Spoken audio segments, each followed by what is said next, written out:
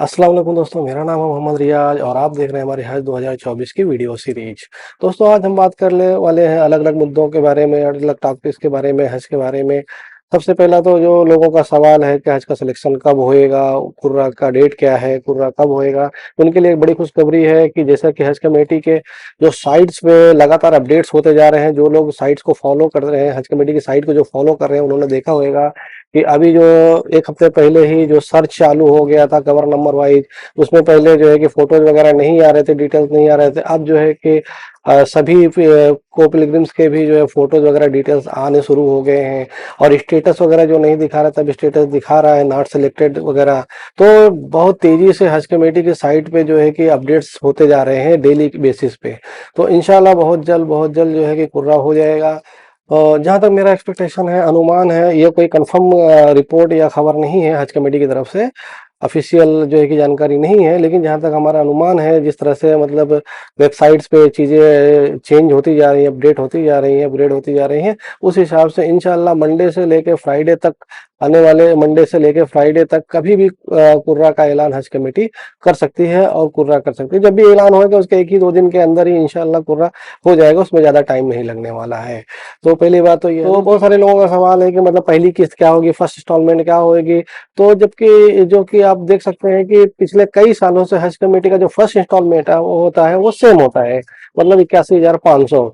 लेकिन इस बार जो है कि हज कमेटी ने जो है कि एप्लीकेशन फी जो 300 रुपया लेती थी वो नहीं लिया हुआ है, वो उन्हीं से लेगी जो एप्लीकेशन में सेलेक्ट होंगे, जो जब वो पेपर सबमिट करने जाएंगे तब उनको मिलेगा। यानी फर्स्ट इंस्टॉलमेंट में वो 300 रुपया और ऐड होने वाले। तो मतलब 81,800 रुपया आपका फर्स्ट इंस्टॉलमेंट होगा। और आप उससे रेडी रखिए, क्योंकि जिस दिन ही आपका कुर्रा हो जाएगा, सिलेक्शन हो जाएगा, उसी दिन आपका मैसेज इंशाल्लाह आ जाएगा और उसको एक हफ्ते के अंदर आपको वो पैसा भरना होएगा। तो इसके लिए वो पैसा रेडी रखिए। फिर उसके बाद फर्स्ट इंस्टॉलमेंट कंप्लीट होते ही ज्यादा से ज्यादा 10 दिन के अंदर आपको सेकंड इंस्टॉलमेंट, जो कि लगभग फिक्स है हर साल के हिसाब से कई सालों से, कि 1,70,000 वो भी आपको देना रहेगा। तो वो दो चीजें आप तैयारी रखें, जल्द से जल्द आपको पैसा भरना पड़ेगा, 2,51,800 रुपया। तो ये दो चीजें आप जो है कि रेडी रखें। फिर इसके बाद जो है कि बहुत सारे लोगों का मतलब ये है कि ये अनुमान लगा रहे हैं कि जो हज का एप्लीकेशन इस साल कम आए हैं, वो क्यों आए हैं। तो उसके बहुत सारे रीजंस हो सकते हैं। कई लोगों ने मतलब बताया कि हज का जो खर्चा है वो बढ़ गया है। हालांकि इसमें आप देख सकते हैं कि हज का खर्चा हर साल 25 से 50,000 रुपया बढ़ते जा रहा है। तो जो लोग हज का इरादा करते हैं उनको इंशाल्लाह ये मालूमात होएगी, उनको मालूमात है कि इस साल जो पिछले साल जो भी हुआ था 3,75,000 73,000 मुंबई से, तो उससे इंशाल्लाह कुछ न कुछ 25,000 50,000 रुपया बढ़ के ही आ सकता है। ये मतलब जो हज पे जाने वाले हैं उनको इतना आइडिया है, वो 4 लाख के अराउंड वो पकड़ के समझ के ही चल रहे हैं। तो ये कोई रीजन नहीं हो सकता है, क्योंकि हज पे जाने के लिए लोग तैयार रहते हैं, सीट्स कम पड़ जाती हैं, प्राइवेट में लोग जाते हैं। तो इसके लिए जो है कि ये कोई खास रीजन नहीं समझ में आ रहा है। एक मतलब मेन रीजन हो सकता है कि जो पिछले कुछ सालों से लोगों का जो सेविंग हुई है वो कम हो गई है। मतलब जो इनकम है और सेविंग के बीच का जो रेशियो है बहुत घट गया है। लोगों के पास सेविंग्स नहीं है, खर्चा ज्यादा हो रहा है, ये एक रीजन हो सकता है। और दूसरा रीजन ये है, जहां तक मैं समझता हूँ कि देखिए, अगर लोगों को हज पे नहीं जाना होता या पैसे के लिए नहीं जाते, तो आप देख सकते हैं कि पिछले 10 सालों में जो उम्रा का जो है कि क्रेज कितना ज्यादा बढ़ा है। मतलब पहले लोग तो उम्रा इंडिया में बहुत सारे लोग जानते ही नहीं थे, गांव देहात में, शहरों में भी मतलब 5 साल 8 साल पहले से ये सब चालू हुआ। और पिछले जो कोविड से पहले के 2 साल और कोविड के बाद के, अभी कोविड के टाइम तो मान लो बैन था, तो इस सालों में उम्रा जो है कि बहुत तेजी से 142% जो है कि उम्रा पिलग्रिमेज में जो है कि वहां पे विजिटर्स का सऊदी में जो है कि इजाफा हुआ है, इंक्रीज हुआ है। तो बहुत सारे लोग जो है कि उम्रा और हज पे जो है कि दोनों में ज्यादा मतलब अंतर नहीं कर पाते हैं, कि मतलब उम्रा कर लिया तो भी काम हो जाएगा, या एक बार जो है कि मक्का मदीना चले गए तो भी काम हो जाएगा। तो जो उम्रा कर ले रहे हैं वो भी थोड़ा सा मतलब इसमें गैप कर रहे हैं हज के लिए। और मतलब वो प्रॉपर से हज के बारे में जो मतलब शरीयत है वो सिर्फ जानते नहीं है कि हज जब फर्ज हो गया तो हज करना ही करना है, उम्रा करो या ना करो। तो इसके बावजूद भी मतलब, और उम्रा जाने वालों की भीड़ इतनी ज्यादा है कि अब हरम शरीफ में 12 महीना अल्हम्दुलिल्लाह भीड़ ही रहती है। आज की डेट में भी अगर आप देख लें तो इतनी भीड़ है जितना कि हज के टाइम पे भीड़ रहती है, उम्रा जो भी करने जा रहे हैं। तो एक ये रीजन भी हो सकता है कि मतलब हज के लिए लोग अभी इतना मतलब वो नहीं कर रहे हैं, प्रेशर नहीं, कोशिश नहीं कर रहे हैं, अवॉइड कर रहे हैं और जो है कि उम्रा ज़्यादा कर रहे हैं। तीसरा ये रीजन कि जैसे कि बहुत सारे लोग बोलते हैं कि पैसे का मामला है, तो पैसे का मामला है तो ऐसा नहीं है।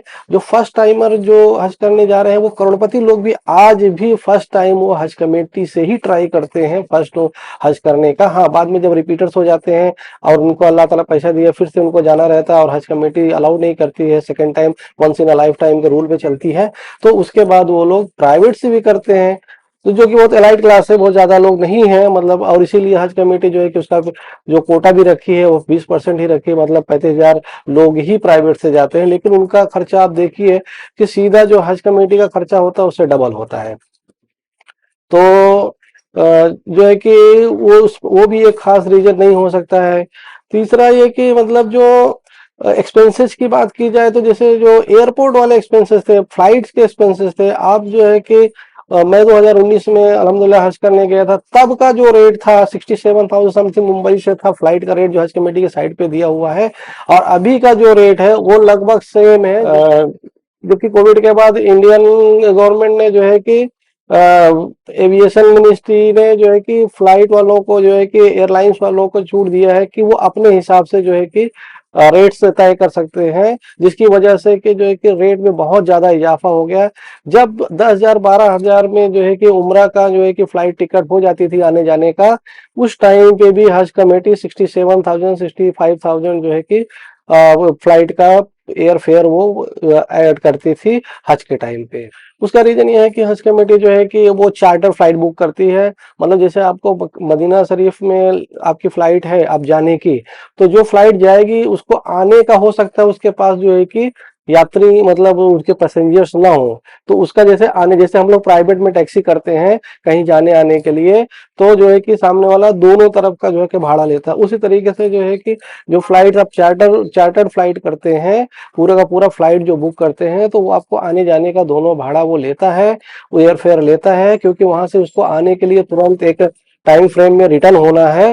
वो उसको वहां पे जो है कि उसको कस्टमर का या पैसेंजर का वो इंतजार नहीं करेगा, और वो स्पेशल जो है कि फ्लाइट्स होती हैं, ऑपरेशंस होते हैं, उनके डेट भी उनकी साइट पे इस तरह से नहीं रहते कि फला तारीख को जो है कि हज के लिए फ्लाइट जाएगी, आने की तरफ खाली रहेगी, आप बुक कर सकते हो, तो वैसा नहीं होता है। तो इसीलिए उसके फ्लाइट का जो है कि रेट ज्यादा पड़ता है।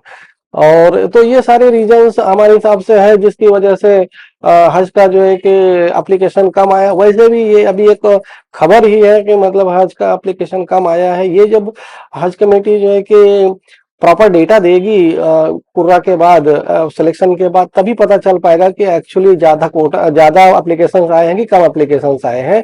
ये तो हर साल मतलब कुछ ना कुछ अफवाहें कुछ रहती हैं, बहुत सारे लोगों को हज कमेटी से मालूम भी होता होगा, हो सकता है ये डेटा सही भी होवे, तो भी जो है कि इतना आप समझ के चलिए कि किसी स्टेट वाइज कहीं कहीं पे किसी स्टेट में कम जो है कि एप्लीकेशन आए होंगे, लेकिन ओवरऑल जो कोटा है, जो 1,40,000 का कोटा है, मतलब हज कमेटी के पास जो है वो कोटे से ज्यादा ही एप्लीकेशन आने वाले हैं इंशाल्लाह।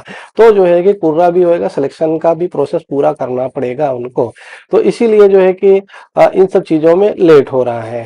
तो जो भी है वो इंशाल्लाह मंडे के बाद पिक्चर क्लियर हो जाएगी। मंडे के बाद अपने को सारी चीज मालूमात इंशाल्लाह हो जाएगी कि मतलब कब पूरा होएगा, या जहां तक मेरा मतलब गट फीलिंग है, मेरा कॉन्फिडेंस है, इंशाल्लाह नेक्स्ट वीक यानी मंडे से फ्राइडे के बीच में पूरा का प्रोसेस हो जाना चाहिए। तो दोस्तों ये थी आज की जानकारी, आज की वीडियो को लाइक करें, शेयर करें, सब्सक्राइब करें। हमें दीजिए इजाजत। अस्सलाम वालेकुम।